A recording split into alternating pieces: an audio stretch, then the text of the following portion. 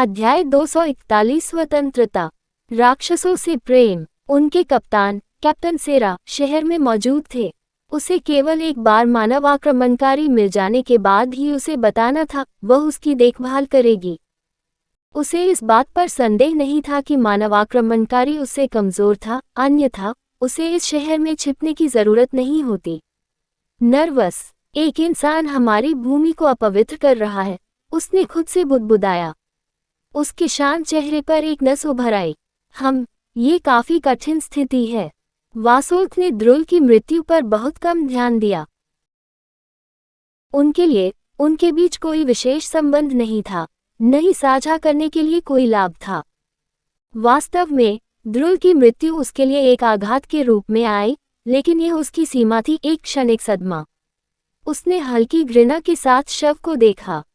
प्रतिभा की बर्बादी, उसने सोचा, लेकिन इससे अधिक कुछ नहीं। सर जिज्ञासु, ये व्यापारी ने दूसरे जिज्ञासु के बेजान प्रताड़ित शरीर को देखते हुए उत्सुकता से पूछा। वह अब चीजों को सूक्ष्मता से समझ सकता था।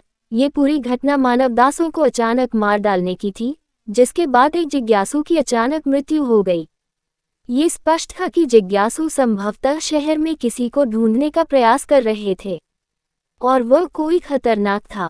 एक जिज्ञासु की इतनी निर्भीकता से हत्या करना और उसके शव को भीड़ में फेंक देना एक साहसी कदम था। ये स्पष्ट था कि वह व्यक्ति मजबूत था, ये देखते हुए कि उन्होंने कितनी बेरहमी से ड्रोल को खत्म किया था। लेकिन जो बात अधिक चौंकाने वाली थी वह थी उनका साहस। एक जिज्ञासु को मारना राक्षसों के खिलाफ एक गंभीर अपराध था। जिज्ञासुओं ने सीधे राक्षसों के स्वामी के अधीन कार्य किया, और उनके खिलाफ कार्य करना एक राक्षस भगवान के खिलाफ विद्रोह करने के समान था। ऐसा कृत्य गंभीर परिणाम लाएगा। जिज्ञासुओं को यूं ही डर नहीं लगता था। वास्तव में अधिकांश राक्षस किसी एक को पार करने का जोखिम उठाने की बजाय जल्द ही अपने ही रिश्तेदारों को धोखा दे देंगे। वसोल्थ के शांत चेहरे को देखकर व्यापारी बता सकता था कि द्रुल की मौत ने उसे ज्यादा परेशान नहीं किया। भीड़ में राक्षस जोर जोर से फुसफुसा रहे थे, धीरे धीरे और सावधानी से तितर बितर हो रहे थे।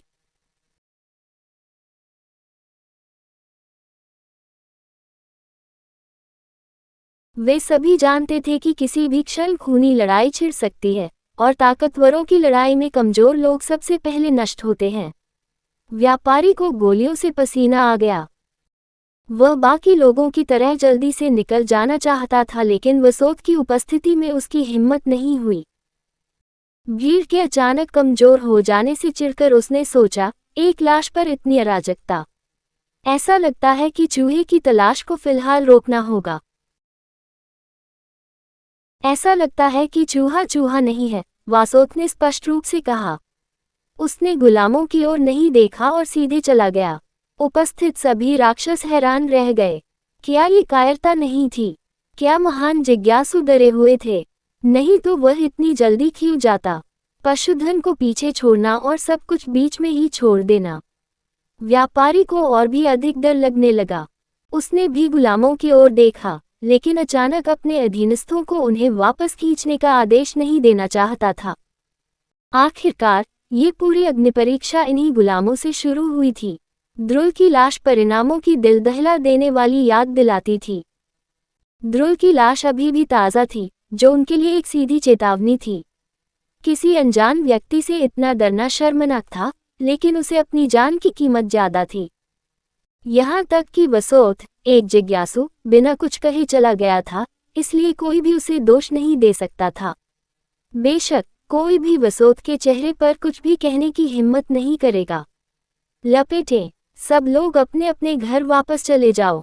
सर वासोल्थ के पास कुछ जरूरी काम आ गया था। व्यापारी ने बिना कुछ और बताए घोषणा की। राक्षसों में से एक, जो मानव दासों में से एक का स्वामी प्रतीत होता था, ने भीड़ में से पूछा, क्या मैं अपने दास को वापस ले सकता हूँ? व्यापारी रुका, ये देखने के लिए कि किसने पूछा है, फिर ठंडे स्वर में उत्तर दिया, हड़बड़ाओ। भीड़ में राक्षसों के बीच अनिच्छा थी। वे अपने खरीदे हुए दासों को पीछे छोड़ने से नाखुश थे, लेकिन न चाहते हुए भी किसी ने ज्यादा आपत्ति नहीं जताई।